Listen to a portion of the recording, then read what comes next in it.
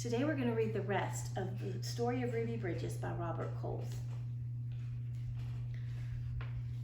Now, before I show you the next page, I'm going to read what it says.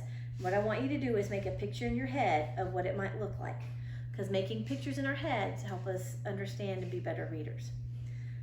The white people in the neighborhood would not send their children to school. When Ruby got inside the building, she was all alone except for her teacher, Mrs. Henry. There were no other children to keep Ruby company, to play with and learn with, to eat lunch with. But every day, Ruby went into the classroom with a big smile on her face, ready to get down to the business of learning.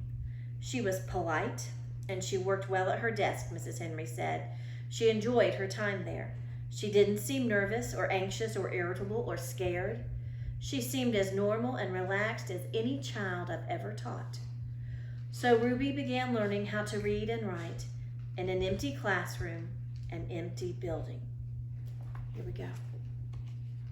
Now, does that look the way you thought it would look? How many of you pictured her teacher, Mrs. Henry? You can see the illustrator, George Ford, decided to draw the picture from behind the teacher's desk, so it's almost as though we are looking through Mrs. Henry's eyes. Sometimes I'd look at her and wondered how she did it, said Mrs. Henry, how she went by those mobs and sat there all by herself and yet seemed so relaxed and comfortable. Mrs. Henry would question Ruby in order to find out if the girl was really nervous and afraid, even though she seemed so calm and confident. But Ruby kept on saying she was doing fine. The teacher decided to wait and see if Ruby would keep on being so relaxed and hopeful, or if she gradually began to wear down, or even decide that she no longer wanted to go to school. And here's a picture of Ruby with Mrs. Henry. Then, one morning, something happened. Mrs. Henry stood by a window in her classroom as she usually did, watching Ruby walk toward the school. Suddenly, Ruby stopped right in front of the mob of howling and screaming people. She stood there facing all those men and women. She seemed to be talking to them. I wonder what she's saying. Mrs. Henry saw Ruby's lips moving and wondered what Ruby could be saying. The crowd seemed ready to kill her. The marshals were frightened. They tried to persuade Ruby to move along. They tried to hurry her into the school, but Ruby wouldn't budge. Then Ruby stopped talking and walked into the school. We're going to have to keep reading to find out what it was she said. When she went into the classroom, Mrs. Henry asked her what happened. Mrs. Henry told Ruby that she'd been watching and that she was surprised when Ruby stopped and talked with the people in the mob. Ruby became irritated. I didn't stop and talk with them, she said. Ruby, I saw you talking, Mrs. Henry said. I saw your lips moving. I wasn't talking, said Ruby. I was praying. I was praying for them. Every morning, Ruby had stopped a few blocks away from school to say a prayer for the people who hated her.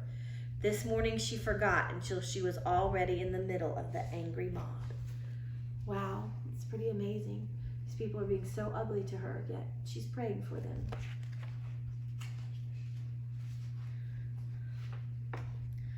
When school was over for the day, Ruby hurried through the mob as usual. After she walked a few blocks and the crowd was behind her, Ruby said the prayer she repeated twice a day, before and after school. Please, God, try to forgive those people, because even if they say those bad things, they don't know what they're doing. So you could forgive them, just like you did those folks a long time ago, when they said terrible things about you. Wow, what an amazing little girl. Afterward, later that year, 2 white boys joined Ruby at France Elementary School. Their parents were tired of seeing the boys get into mischief around the house when they could have been in school and learning. The mob became very angry when the first white students went back to school, but those boys were soon joined by other children. We've been sitting back and letting our children get cheated out of an education because some people have tried to take the law in their own hands, one parent said. It's time for us to fight on the side of the law and for our children's right to go to school and get their education. They all did get their education. Ruby and a growing number of boys and girls who went to school with her. By the time Ruby was in 2nd grade, the mobs had given up their struggle to scare Ruby and defeat the federal judge's order that New Orleans schools be desegregated so that children of all races might be in the same classroom. Year after year, Ruby went to the France school. She graduated from it, then went on to graduate from high school. Ruby Bridges is married to a building contractor and has 4 sons. Now a successful businesswoman, she has created the Ruby Bridges Educational Foundation. With its focus on education, community, and the future of our nation's children, the foundation is especially dedicated to revitalizing the William Frantz School, which is located in the heart of the 9th Ward in New Orleans. Ruby is once again stepping to the forefront and embracing an opportunity to make history by contributing to the challenge that our nation is facing in the recovery efforts following Hurricane Katrina. There is also a special exhibit featuring Ruby's story in the Children's Museum of Indianapolis in Indianapolis, Indiana, called The Power of Children Making a Difference. Thanks for listening to our stories today.